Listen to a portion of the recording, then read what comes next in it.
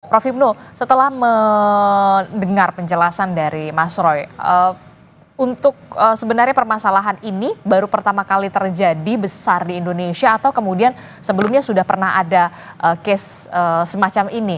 Dan nanti akan seperti apa? Mungkin nggak kemudian pihak kepolisian, begitu ya, polisi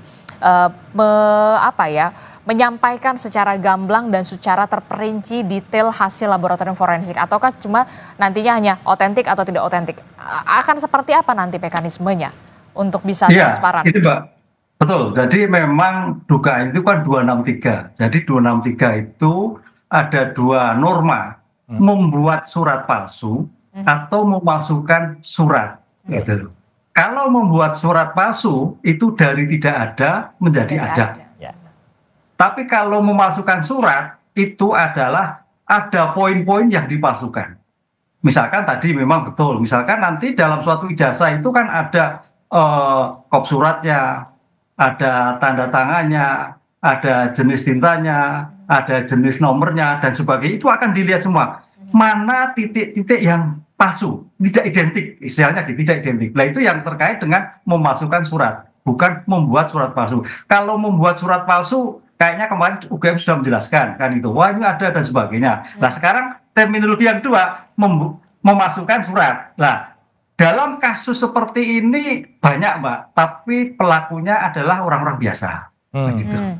Orang-orang biasa terkait dengan surat, dengan akta otentik, kan itu dengan sertifikat, kan banyak itu Mbak sekarang abal-abal itu kan. Nah tapi ini permasalahannya adalah Pak Jokowi, mantan presiden. Ini yang jadi problem kan seperti ini. Yang mendapatkan atensi seluruh Indonesia. Iya, ini suatu luar biasa. Belum bicara nanti dampaknya, belum kita bicara integritasnya, belum kita bicara banyak sekali kaitannya dengan permasalahan-permasalahan yang kehidupan berbangsa dan bernegara ini. Inilah yang saya kira menjadikan problem besar. Memang betul tidak semudah, ini mudah, tapi dampaknya luar biasa. Itu yang menyangkut subjek hukumnya. Kalau yang biasa, subjek hukumnya biasa, antar orang, memasukkan sertifikat, memasukkan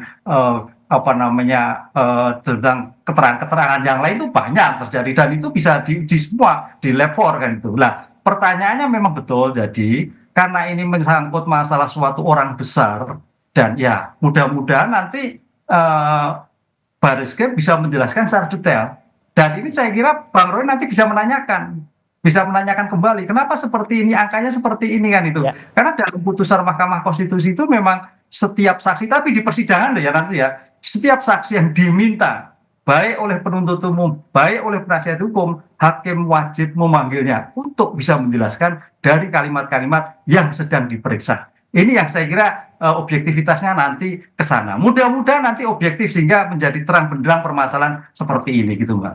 Atau kemudian dengan kata lain begini, membuka forum begitu ya ketika ada Mas Roy Suryo, kemudian ada Pak Jokowi dan juga beberapa ahli, mungkin tidak masuk sampai ke ranah pengadilan begitu, cukup sampai di pembuktian, klarifikasi lah ibaratnya, mungkin nggak semacam itu, atau kemudian ada hal yang lain begitu untuk treatment untuk yang ini gitu loh, secara hukum. Ya, kalau sekarang itu penegak hukum kan mencoba alternatif penyelesaian yang tepat, cepat. Dan gitu kan, tepat dan cepat. Nah, oleh karena itu seperti sampaikan Pak Bu Megawati, kalau sudah disahkan semua lihat sudah selesai, kan gitu kan. Saya kira ini buktinya ke sana. Jadi kalau sudah diserahkan, kemudian semua pihak melihat dari pihak-pihak yang terkait tergugat sudah clear lah, sudah asli. Kenapa mesti sampai pada suatu tindakan yang lain? Ini yang kira suatu yang gampang, tapi karena menyangkut subjek orang besar yang menjadikan seperti ini. Apalagi memang kemarin tidak segera disampaikan. Lupa kalau segera disampaikan mungkin tidak sampai berkepanjangan seperti ini. Itu Mbak.